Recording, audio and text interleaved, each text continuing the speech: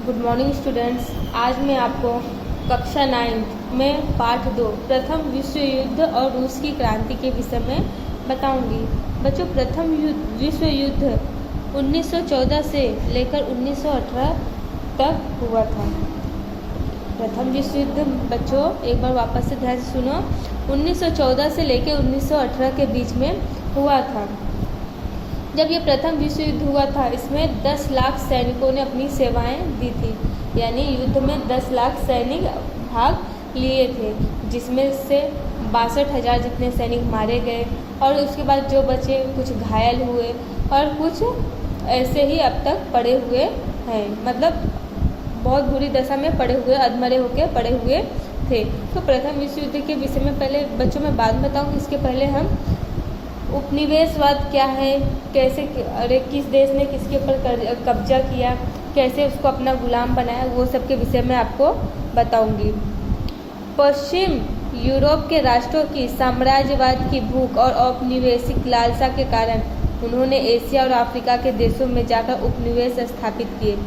पश्चिम Europe के राष्ट्र के जो लोग थे, उन्होंने साम्राज्यवाद की भूख यानी किसी राष्ट्र को अपने हक में करना, उनकी भूख जो थी, उनकी भूख यानी उनको हड़पने की लालसा इतनी बढ़ गई थी कि वो एशिया और अफ्रीका के देशों में जाकर उपनिवेश स्थापित किए।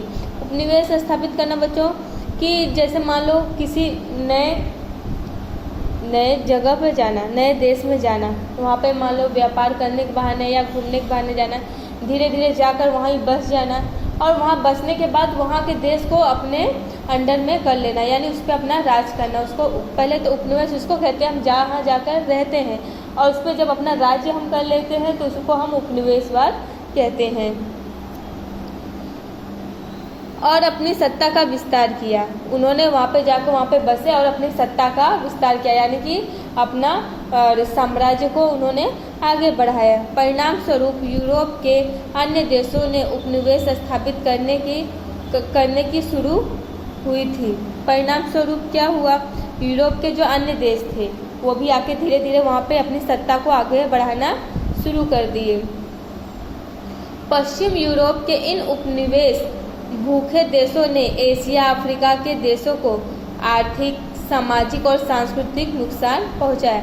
पश्चिम यूरोप के जो उपनिवेश यानी वहाँ के जो सैनिक थे, मतलब वहाँ के जो प्रजा थी, वो तो पहले एशिया और अफ्रीका में आके बस गई, फिर धीरे धीरे उन्होंने काम किया, उनको आर्थिक रूप से, सामाजिक रूप से और उनकी सांस्कृतिक चीज़ों को नुकसान पहुँचाना शुरू कर दिया। विश्व राजनीति में उसके ऐसे परिणाम आए जिसके कारण प्रथम विश्व युद्ध तथा रूस की बोल्शेविक क्रांति जैसी अनेक घटनाओं का सृजन हुआ। धीरे धीरे इन्होंने क्या काम किया, इन लोगों को हर तरीके से नुकसान पहुंचाना शुरू कर दिया और धीरे धीरे नुकसान पहुंचाते वो एक दिन वो विश्व युद्ध का रूप ले लेती है। तो विद्यार्थियों, आज हम इनका मतलब ब्यौरेवार यानी विस्तार से अध्ययन करेंगे। पश्चिम यूरोप और एशिया अफ्रीका में उपनिवेशवाद। एशिया अफ्रीका में उपनिवेश स्थापित करने में पश्चिम यूरोप के राष्ट्र मुख्य थे, मतलब एशिया और अफ्रीका जैसे देशों में उपनिवेश यानी अपना अधिकार जमाने में यूरोप के राष्ट्र के लोग मुख्य थे, यानी कि उनकी मुख्य भूमिका थी। उनकी इस साम्राज्यवादी लालसाओं ने उनके पड़ोसी राष्ट्रों को भी नहीं छोड़ा। उनकी इस भूख ने, मतलब उनकी लालसा, उनकी लालच ने जो अड़ोसी पड़ोसी जो दो राष्ट्र थे उनको भी उन लोग ने नहीं छोड़ा, उनको भी अपने अंडर में कर लिया, यानी उन पर भी अपना राज्य करना शुरू कर दिया। जैसे नीदरलैंड हुआ, बेल्जियम, लग्जमबर्ग और स्पेन का अधिकार था। पुर्तगीज शासक की निसंतान मृत्यु होने पर रक्त संबंध के आधार पर स्पेन के राजा के अधीन पुर्तगाल भी आया। देखो बच्चों, नीदरलैंड और बेल्जियम और लग्जमबर्ग, इन पर किसका अधिकार था, स्पेन का अधिकार था। क्यों?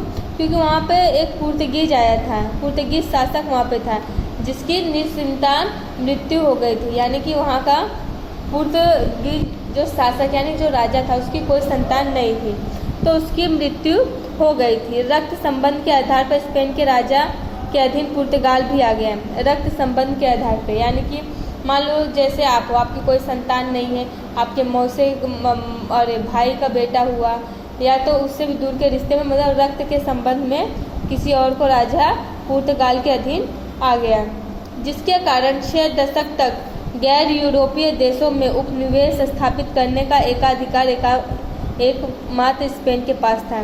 जिसके कारण क्या हुआ, 6 दशक तक गैर यूरोपीय देशों में, मतलब यूरोपीय देशों में गैर यानी कि वो बिना परमिशन के पहले ही घुस आए थे, फिर उन्होंने धीरे धीरे वहाँ पे अपना राज्य स्थापित करना शुरू कर दिया। इसी तरह से फ्रांस और ऑस्ट्रिया की प्रदेश भूख के शिकार इटली तथा जर्मनी भी बने। इसी तरह धीरे धीरे इन्होंने क्या काम किया, फ्रांस और ऑस्ट्रिया के प्रदेश में जैसे इटली और जर्मनी भी कैसे इन लोगों के भूख के शिकार यानी इनकी लालसा के शिकार बन गए। यद्यपि जब एशिया अफ्रीका के देशों पर स्वतंत्र यूरोपीय सत्ताओं की पकड़ मजबूत बन रही थी, तब ये सभी देश स्वतंत्र हो गए। जैसे जैसे एशिया अफ्रीका के देशों पर स्वतंत्र यूरोपीय सत्ताओं की पकड़ मजबूत बन रही थी, तब से सभी देश स्वतंत्र हो गए और उन्होंने भी अपने पूर्व मालिकों के मार्ग पर चलकर एशिया अफ्रीका के कई राज्यों को अपनी सत्ता के अंतर्गत कर लिया। एशिया में उपनिवेशवाद। इंग्लैंड ने भारत में पैर जमाने के बाद भारत के पड़ोसी देश इंग्लैंड की जो सत्ता थी, उन्होंने क्या काम किया, भारत पर पैर जमाने के बाद धीरे धीरे उन्होंने क्या काम किया, भारत की जो पड़ोसी देश जैसे श्रीलंका, म्यांमार, सिंगापुर, मलाया में भी साम्राज्य स्थापित किया। इन सब जगहों इन्होंने स्थापित किए थे। कोई लोग क्या काम करते थे, एक देश से दूसरे देश में जहाँ जाते थे वहाँ के पड़ोसी जो देश रहते थे उस पर भी अपना अधिकार जमा लेते थे। इंग्लैंड ने आगे बढ़कर चीन में प्रवेश किया, परंतु अफीम के व्यापार के कारण इंग्लैंड और चीन के बीच युद्ध हुए। देखो इंग्लैंड ने क्या काम किया, पहले भारत पे अपना कब्जा बनाया, फिर इसके बाद उसके जो पड़ोसी देश थे उन पे अपना साम्राज्य स्थापित किया, फिर धीरे धीरे उसने चीन में प्रवेश किया। पर लेकिन चीन में क्या था, अफीम का व्यापार होता था, उसे अफीम के व्यापार के कारण दोनों देशों के बीच युद्ध हुए।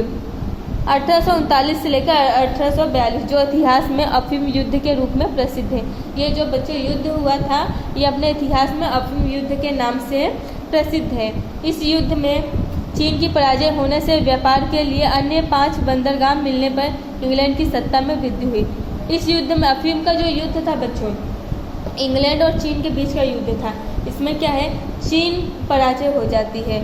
चीन के पराजय होने के बाद सत्ता किसके हाथ में आ जाती है, इंग्लैंड वालों के हाथ में आ जाती है और इंग्लैंड को 5 बंदरगाह और मिल जाते हैं, जिससे इंग्लैंड की सत्ता में वृद्धि हो जाती है। चीन की कमजोरी का लाभ लेकर जापान, रूस, जर्मनी, फ्रांस, बेल्जियम और अमेरिका ने भी व्यापारिक और राजनीतिक अधिकार प्राप्त कर लिए। चीन क्या है, इंग्लैंड वालों ने आक्रमण किया, चीन वैसे ही कमज़ोर पड़ गया और उसकी कमजोरी का लाभ उठाकर जापान, रूस, जर्मनी, फ्रांस, बेल्जियम जैसे अमेरिका ये सब व्यापारिक देश जो थे उन्होंने भी अपना राजनीतिक रूप से उस पर अधिकार जमा लिया। पश्चिम एशिया के मरुस्थलीय देशों में विपुल मात्रा में निकलने वाले खनिज तेल ने यूरोपियों को उपनिवेश स्थापित करने के लिए आकर्षित किया था। इंग्लैंड, जर्मनी, रूस और अमेरिका ने ईरान, इराक, कुवैत, सऊदी अरब और बहरीन में तेल कंपनियां स्थापित करके अपने हितों को सुरक्षित करने के प्रयास किए। अब है अफ्रीका में उपनिवेशवाद। अफ्रीका में भी उपनिवेशवाद हुआ। 15वीं सदी के अंतिम भाग में अफ्रीका के दक्षिण भाग में सर्वप्रथम डचों ने उपनिवेश स्थापित किया। देखो 15वीं सदी के अंतिम भाग चल रहा था, उस समय अफ्रीका के दक्षिण भाग में सबसे पहले किसने उपनिवेश स्थापित किया बच्चों? डचों ने किया। इंग्लैंड ने केप और फ्रांस ने उत्तर अफ्रीका के अल्जीरिया में व्यापारिक केंद्र स्थापित किया। औद्योगिक क्रांति के कारण कच्चे माल की प्राप्ति और तैयार माल की बिक्री के लिए अफ्रीका का विशाल क्षेत्र अधिकार में करके अपनी सत्ता स्थापित की। इंग्लैंड ने इजिप्ट, पूर्व अफ्रीका के कई देशों तथा दक्षिण अफ्रीका के देशों प्रदेशों में अपने केंद्र स्थापित किए। फ्रांस ने ट्यूनीशिया, मोरक्को और पश्चिम अफ्रीका के प्रदेशों में अपना राज्य स्थापित किया। जर्मनी ने पूर्व तथा पश्चिम अफ्रीका के कुछ प्रदेशों में अपना साम्राज्य विकसित किया। इटली ने लाल सागर के आसपास के अफ्रीका के प्रदेश पर कब्जा किया। स्पेन और पुर्तगाल ने भी अफ्रीका के कुछ प्रदेशों पर कब्जा कर लिया। इन प्रादेशिक क्षेत्रों को प्राप्त करने की स्पर्धा के बीच बर्लिन में यूरोपीय राज्यों की एक परिषद की बैठक हुई 1884 से लेकर 85, जिसमें अफ्रीका के अलग अलग क्षेत्रों को बांट लिया गया। इसमें बच्चों देखो क्या है, एक साल के बीच में अफ्रीका के क्षेत्र अलग अलग देश ने अलग अलग तरीके से मतलब जिसको जहाँ मिला उन्होंने वहाँ उस पर अपना राज्य जमा लिया। इसके अनुसार समस्त अफ्रीका में यूरोप के विविध देशों के साम्राज्य स्थापित हुए और इसके कारण अफ्रीका में यूरोप के देश अलग अलग जगह पे स्थापित हो गए। एक तरफ यूरोप के उपनिवेश भूखे राष्ट्र एशिया अफ्रीका के प्रदेश पर अपना उपनिवेश स्थापित करके अपने अंतर्गत करना चाहते थे। एक तो यूरोपीय जो थे उन्होंने पहले ही एशिया अफ्रीका पर अपना उपनिवेश स्थापित कर लिया था, अब उसके बाद अफ्रीका का नंबर था। तब दूसरी ओर जर्मनी और इटली में एकीकरण हुआ, तब उसके बाद जर्मनी और इटली का एकीकरण हुआ। इसलिए जर्मनी औद्योगिकरण, व्यापारीकरण और उपनिवेशीकरण प्रतिस्पर्धा में कूद पड़ा था। जर्मनी ने क्या काम किया, वो तीनों तरह से स्पर्धा यानी इस युद्ध में भाग लिया। इस तरह से इन तीव्र बदलते जाते प्रवाहों ने उन देशों का राजनीतिक, आर्थिक तथा सामाजिक शोषण किया। उससे उनका विकास रुक गया, जिससे प्रथम विश्व युद्ध की भूमिका निर्मित की। बच्चों देखो इसमें क्या है, एक देश की दूसरे देश के प्रति भूख थी। एक देश क्या काम करता था, दूसरे देश में जाकर उपनिवेशवाद फैलाता था, यानी वहाँ पे पहले रहता था, रहते रहते उस पर अपने सत्ता को बढ़ाने का कार्य करता था। धीरे धीरे एक देश दूसरे देश पर कब्जा करते गया, एक देश को हरा के दूसरा देश आगे बढ़ता गया। तो इससे क्या है, धीरे धीरे ये घटनाएं दिन ब दिन बढ़ते जाते एक दिन क्या है, ये विश्व युद्ध का रूप ले लेती हैं। तो बच्चों आज की वीडियो में मैं आप लोग को अफ्रीका में उपनिवेशवाद तक ही पढ़ाऊंगी। अब आगे की वीडियो में मैं आपको प्रथम विश्व युद्ध के विषय में बताऊंगी। धन्यवाद।